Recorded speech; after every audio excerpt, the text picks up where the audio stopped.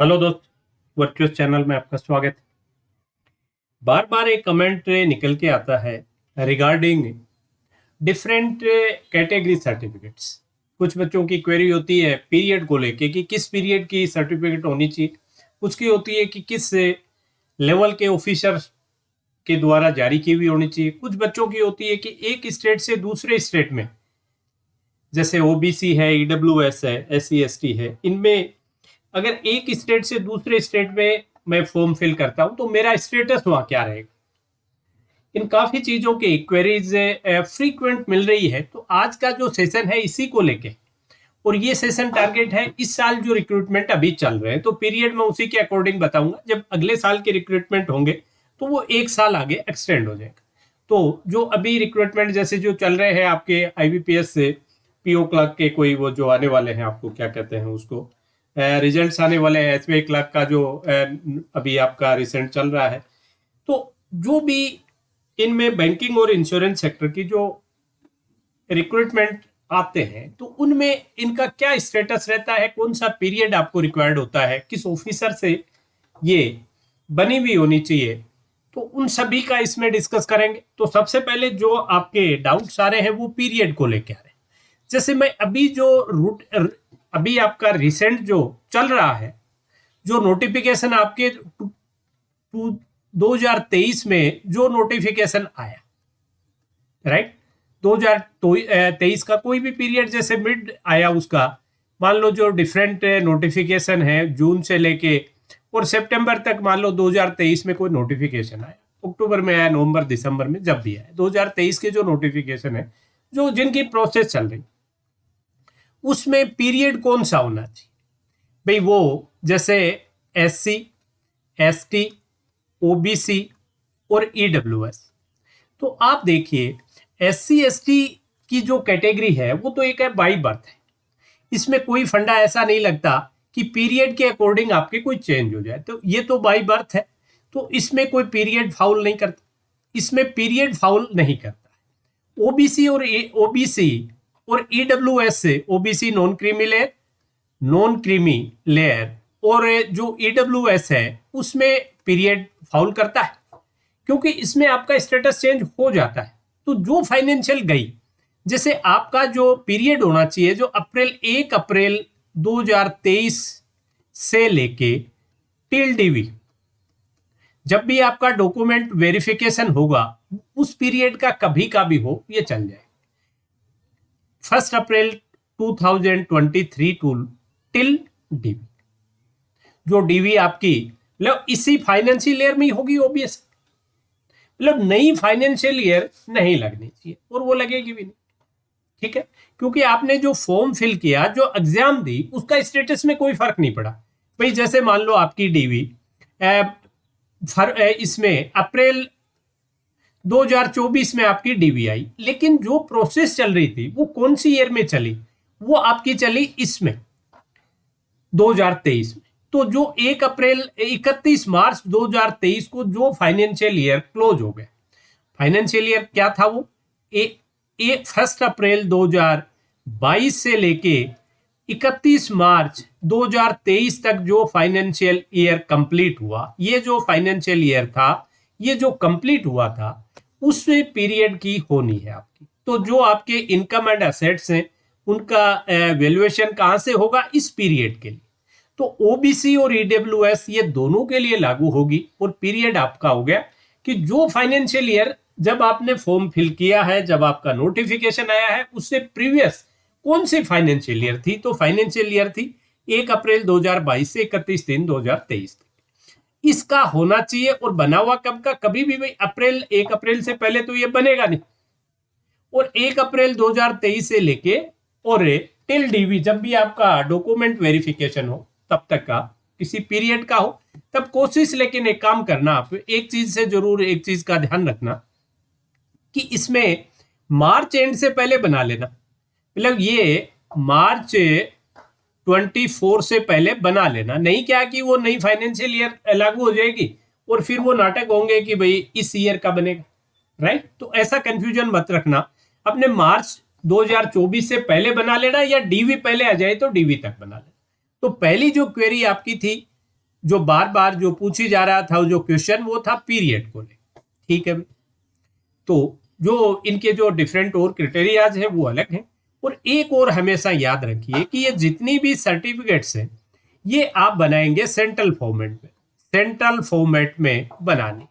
आप उनसे जैसे कहेंगे ना कि भाई मुझे सेंट्रल फॉर्मेट में चाहिए, वो बना देंगे। उसमें स्टेट और सेंट्रल दोनों ही फॉर्मेट आते हैं, तो सेंट्रल फॉर्मेट में बना हुआ होना चाहिए। और पीरियड क्या होना चाहिए वो भी मैंने आपको बताया। अब अगला है validity for other state. Other state के लिए क्या होगा, तो जैसे SC ST के लिए क्या होता है, SC ST के लिए क्या होता है, और OBC के लिए क्या होता है, और EWS के लिए क्या होता है, ठीक है। तो आप SC ST आपका जो है ये बाई बर्थ सर्टिफिकेट है, बाई बर्थ है। लेकिन अगर कोई बंदा मान लो, जैसे मैं एक बताऊं आपको कि जैसे राजस्थान है, राजस्थान में एक सबकास्ट है शेड्यूल कास्ट, SC की एक सबकास्ट है नाइक, और वो नाइक राजस्थान में SC में आते हैं। बट अगर आप पंजाब में देखें तो पंजाब में जो नाइक हैं वो SC में नहीं आते, पंजाब के जो नाइक हैं वो SC में नहीं आते, ठीक है। तो मान लो कोई जो बंदा है उसका बर्थ हुआ राजस्थान में और वो पंजाब माइग्रेट कर गया, तब भी वो SC में रहेगा, तब भी वो SC में रहेगा, ठीक है। Same thing with ST। OBC में क्या है, OBC में एक चीज तो ये देखिए कि जब आप कोई भी बंदा है ये OBC आपकी कास्ट जो है पर्टिकुलर उस स्टेट में आती है या नहीं आती है, OBC की कैटेगरी उस स्टेट में आती है कि नहीं आती। जैसे मैं एक छोटा सा एग्जांपल दूं, OBC का, जैसे मैं एक OBC में एक जाट कम्युनिटी है, जाट जो राजस्थान के हैं वो OBC में है, जाट जो हरियाणा के हैं वो OBC में नहीं, OBC में नहीं है। OBC में ही नहीं है तो OBC नॉन क्रीमी का मतलब नौबत ही नहीं है। जो हरियाणा में है वो OBC में नहीं। मान लो कोई एक फीमेल है जिसने जो फीमेल बिलोंग कहां से करती थी, वो लड़की बिलोंग करती थी राजस्थान से, राजस्थान से वो बिलोंग करती थी और हरियाणा में उसकी शादी हो गई, मैरिज हुई उसकी हरियाणा, भाई जो राजस्थान के जाट परिवार से थी हरियाणा के जाट परिवार में उसकी शादी हुई, तो उसका क्या स्टेटस रहा, तो उसको वो राजस्थान में जो थी राजस्थान, तो ये जो OBC की सर्टिफिकेट जो उसकी बनेगी, OBC की सर्टिफिकेट जो बनेगी वो बनेगी उसके फादर की कास्ट से, कास्ट ऑफ हिज फादर।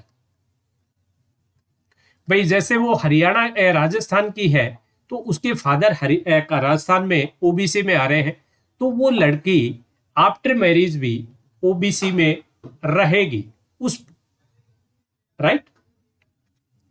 अब एक दूसरा केस कैसा हो सकता है कि जैसे कोई हरियाणा की लड़की है, हरियाणा की फीमेल है, गर्ल है, और उसकी शादी होगी राजस्थान में, तो वो फीमेल है, उसके फादर जो हैं वो OBC में नहीं है, तो वो यहां शादी होने से उसका स्टेटस चेंज नहीं होगा, मतलब उसको उसके फादर की जो उसके हस्बैंड से उसको रिजर्वेशन नहीं मिलेगा, उसको रिजर्वेशन मिलेगा उसके फादर की कास्ट, एक चीज।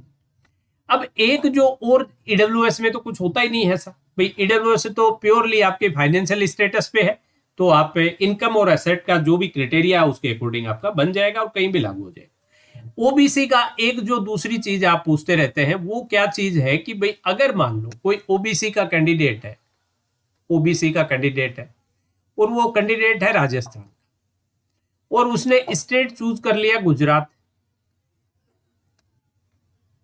और वो यहां जाट है, तो क्या गुजरात की अगर स्टेट की वैकेंसीज के अगेंस्ट उसने फॉर्म फिल किया है तो क्या वो OBC में रहा, ये एक बड़ा क्वेरी आप लोगों की रहती है। तो ये चीज हमेशा देखिए कि जब भी आप OBC का सर्टिफिकेट बनवाएं नॉन क्रीमी लेयर, तो आप सेंट्रल फॉर्मेट में बनाएं, और सेंट्रल फॉर्मेट फिर जब फॉर्म फिल करें, सेंट्रल फॉर्मेट में आपने बन गया, अब सेंट्रल फॉर्मेट के किसके बना, राजस्थान के आप हैं तो राजस्थान का बना, सेंट्रल फॉर्मेट में बन गया आपका।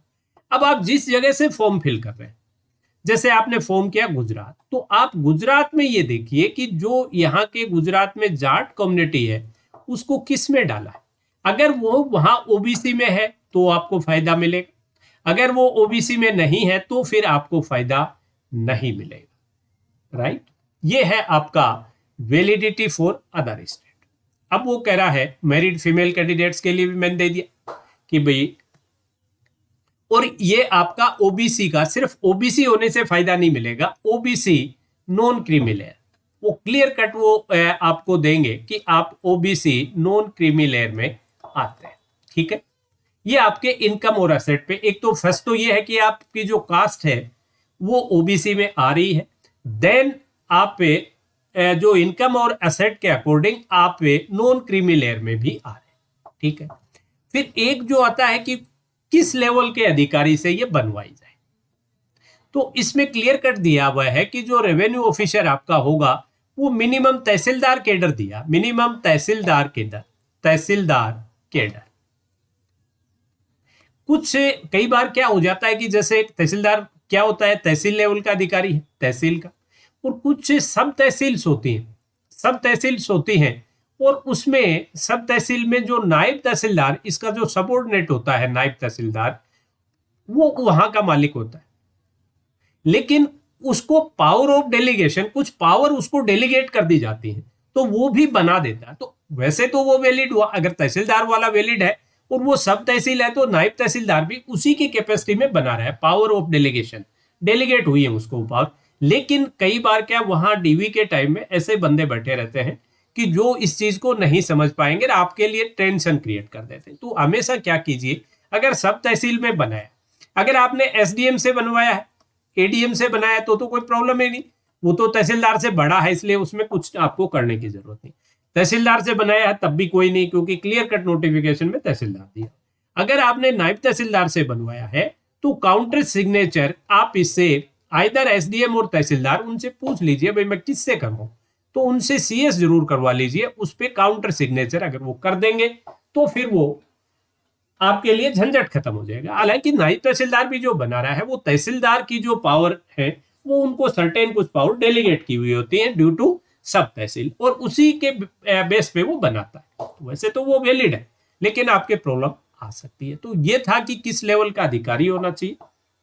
देन मैरिड फीमेल का स्टेटस स्पेसिफिकली इन ओबीसी क्या रहता है, और दूसरा अदर स्टेट के लिए वैलिडिटी किस तरीके से रहती है। तो अदर स्टेट के लिए वैलिडिटी का एक ही फंडा है कि उस स्टेट में आपकी कम्युनिटी उसमें उस कैटेगरी में आनी चाहिए, अगर नहीं आ रही है तो नहीं मिले।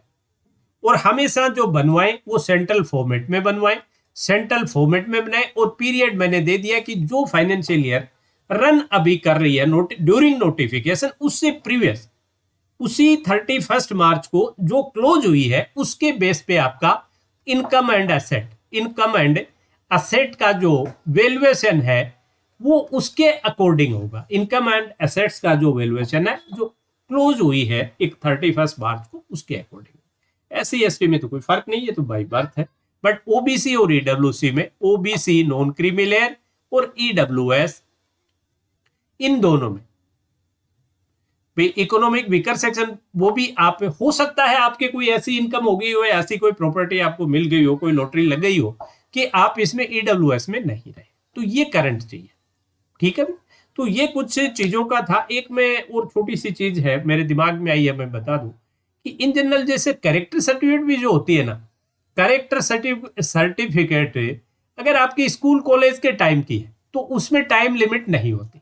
जो से लास्ट पास आपकी कॉलेज की है वो भले पुरानी है तो भी आपकी चल जाएगी कॉलेज वाली तो, लेकिन जो दूसरे गजेटेड ऑफिसर से आप जो बनवाते हैं वो मोर देन 3 मंथ्स नहीं होनी चाहिए, not more than 3 months, not more than 3 months.